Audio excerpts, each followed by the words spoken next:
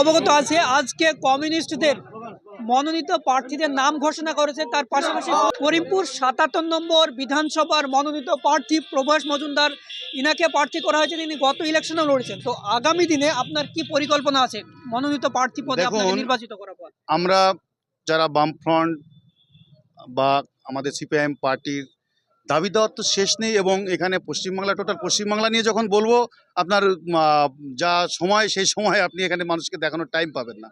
তাই খুব সংক্ষেপে যেটা বলি, আমাদের এখন যা পরিস্থিতি চলছে, পশ্চিমবাংলা একটা স্বচ্ছ প্রশাসন দরকার।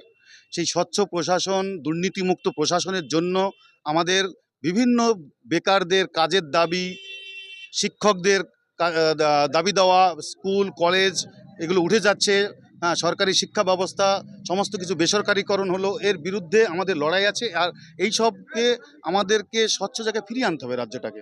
কতটা আশাবাদী আপুসের ইলেকশনে যদি আমরা স্ট্র্যাটেজি দেখি, সেখানে তৃণমূল কংগ্রেস পেয়েছিল ১,১০,৯১১, বিজেপি পেয়েছিল ৮৭,৩৩৬। যদি ক্যালকুলেশন দিয়ে রেখে দেখি, আপনি প্রায় ৭০,১৮৫ ভোট পেয়েছিলেন। সেখানে দাঁড়িয়ে ৭০,১০০ ভোটে বিজেপি থেকে পিছিয়ে, যদি আমরা দেখি তৃণমূল কংগ্রেস থেকে ৯৩,৭০০ সামথিং ভোটে আপনি পিছিয়ে। তো এতটা প্রায় ১,০০,০০০ ভোটকে কিভাবে কভার করার আপনার পরিকল্পনা আছে? আপনি এটা পুরো পাটিগণিত বললেন। দেখুন, এই যে নির্বাচনগুলো না পাটিগণিত হয় না। আমাদের অনেক অভিজ্ঞতা আছে, অনেক ইতিহাস আছে। ৭৭ সালটায় যদি আপনি একবার ফিরে যান, আমরা ৭৭ সালে যখন ফিরে এসেছিলাম, আমাদের কিন্তু যে নেতা নেত্রীরা তারাও কিন্তু আন্ডারগ্রাউন্ডে ছিল, তার সামনেই ছিল না কেউ। তারপরে আবার আমাদের যে খারাপ দিনটার কথাও যদি আমরা মনে করি, ২০১১ সাল, আমরা কিন্তু বুঝতে পারিনি যে আমাদের এইভাবে ধস নেমে গিয়েছে। আমরা ওইভাবে কোনো আশাবাদী না। আমরা জানি আমরা যেভাবে পথে রয়েছি, মানুষের যে দাবি দেওয়া, মানুষের যে জীবন যন্ত্রণা, মানুষ আমাদেরকে ভোট করবে, এই ভরসা মানুষের উপর আমাদের আছে। ব্লুপ্রিন্ট কি রাখছেন করিমপুর কি বাসীকে দেওয়ার জন্য? করিমপুরের তো মানে সমস্যা তো আমরা ১১ সালের আগে যতটা পেরেছিলাম, যতটুকু সমস্যার সমাধান হয়েছে। আজকে যদি করিমপুরে মূলত যোগাযোগ ব্যবস্থা, এই যে রাস্তা, সিঙ্গেল রাস্তা, প্রতিনিয়ত অ্যাক্সিডেন্ট হচ্ছে। আমরা রেল, হয়তো আমরা রাজ্য সরকার, আমরা রাজ্যে আসলে রেল করব এমন কথা আমরা হয়তো দিতে পারবো না, কিন্তু রাজ্য সড়কটার উন্নতি তো করা যাবে।